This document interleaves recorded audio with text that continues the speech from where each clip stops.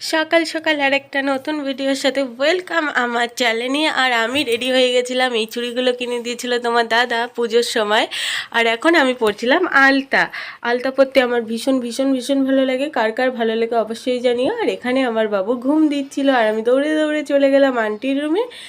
আন্টির রুমে যাওয়ার একটা কারণ আছে, সেটা পরে বলছি। দেখো আন্টি আর আন্টির বৌমা এসছে, দুজন মিলে রান্না করছে আর ক্যামেরা দেখে লজ্জা পেয়ে গেছে। আর আন্টিকে বললাম আসো আসো একটা ভিডিও নিই। আর আন্টির বৌমার নাম হচ্ছে আরতি।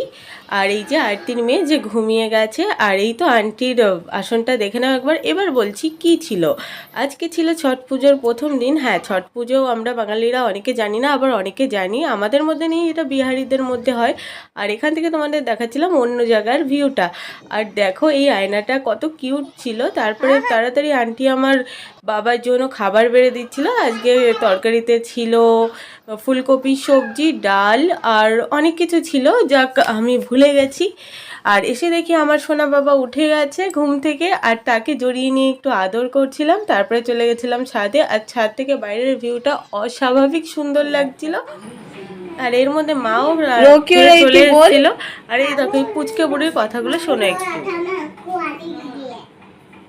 हाँ तो नहीं लेके गया तुझे? क्यों? क्यों नहीं लेके गया? देख देख कैसे घूर रही है ये लड़की। क्यों थोड़ी सी क्यों खाई, ज्यादा नहीं खाई? पापा कहाँ है तेरे? तुझे छोड़ के? तुझे आने के लिए जिद नहीं किया? क्यों? मम्मी का बैग रहने। अच्छा का बैग रहने। देख भाई कैसे देख रहा है, देख कितना अच्छे से। তো চলো আজকের মতো ভিডিও এইটুকুই। এই দাঁড়াও দাঁড়াও, যাচ্ছ কোথায়? আগে লাইক কমেন্ট সাবস্ক্রাইব করে তারপরে যাবে। ওকে, টাটা বাই বাই।